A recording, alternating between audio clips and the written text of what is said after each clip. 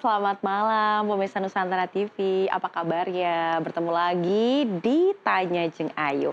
Hari ini Jeng Ayu mau ajak pemirsa untuk nonton dulu nih. Kita akan nonton dulu video sebelum kita lanjut ke topik bahasan berikut ini.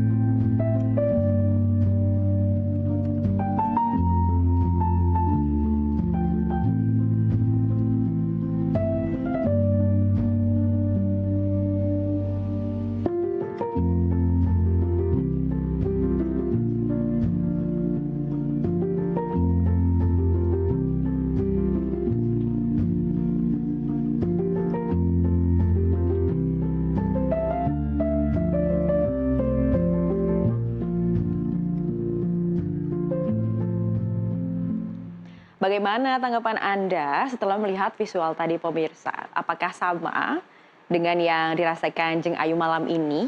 Ada rasa geram, tapi ada rasa tersayat juga. Lalu ada apa sih Jeng Ayu? Kok rame-rame? Kok videonya kayak gitu tadi? Jadi ramai di media sosial yang menyinggung terkait rincian gaji dan tunjangan DPR.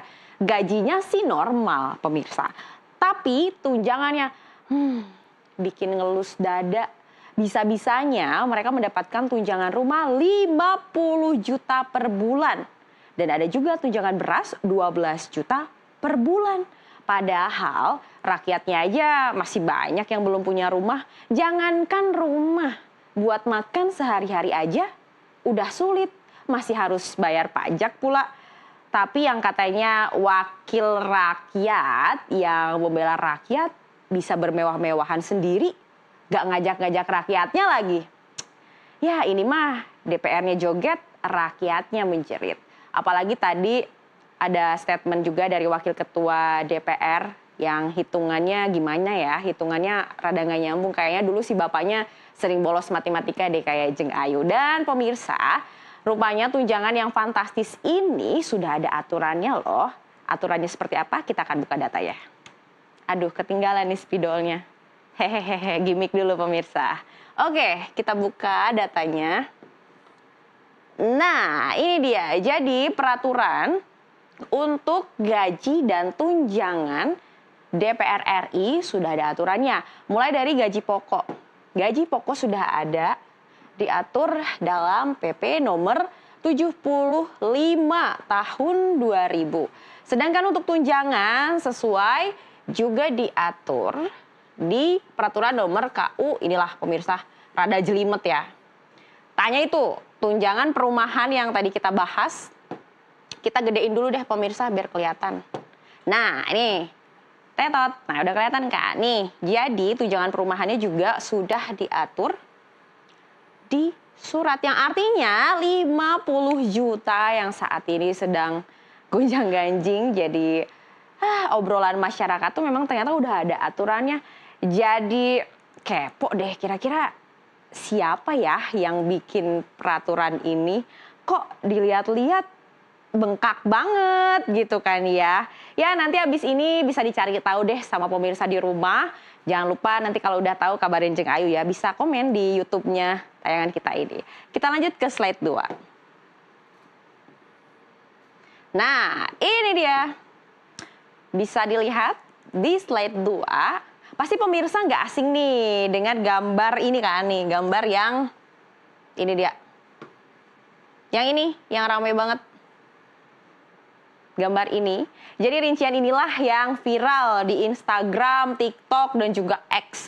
Di sini tertera rincian gaji dan juga tunjangan yang diterima DPR. Yang totalnya bisa lebih dari 100 juta per bulan. Wow, sangat fantastis.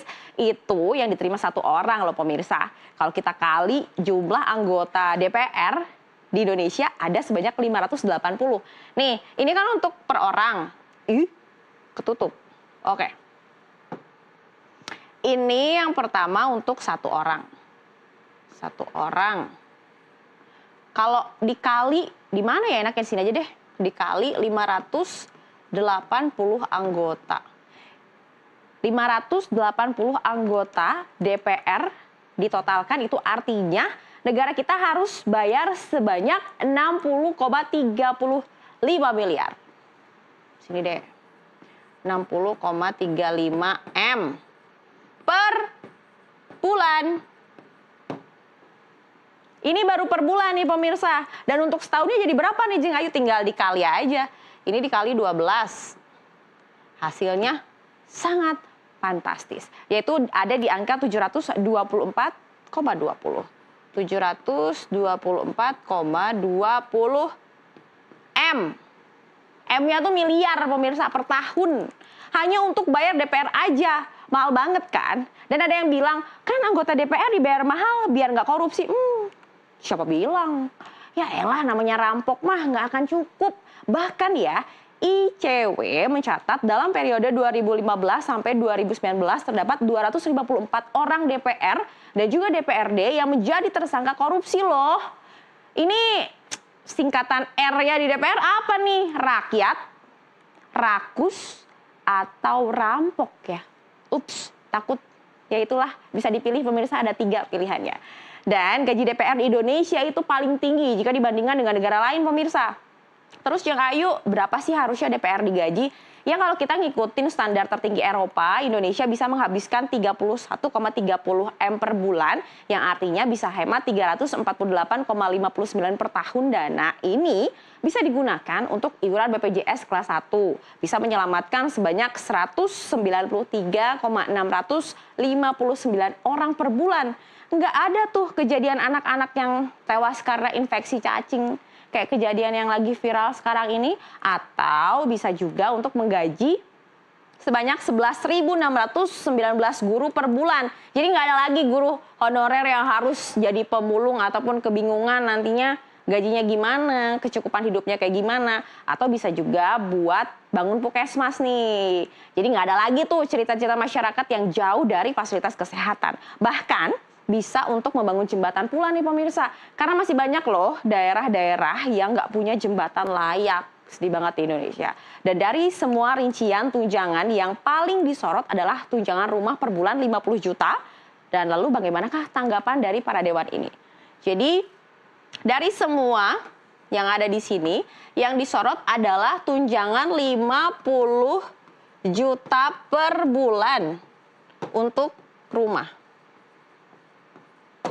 Nah, tanggapan dari Puan Maharani, Ketua DPR, yang menyebut nggak ada kenaikan. Jadi, anggota DPR mendapatkan tunjangan rumah 50 juta itu karena untuk menggantikan rumah jabatan yang sudah tidak dipergunakan.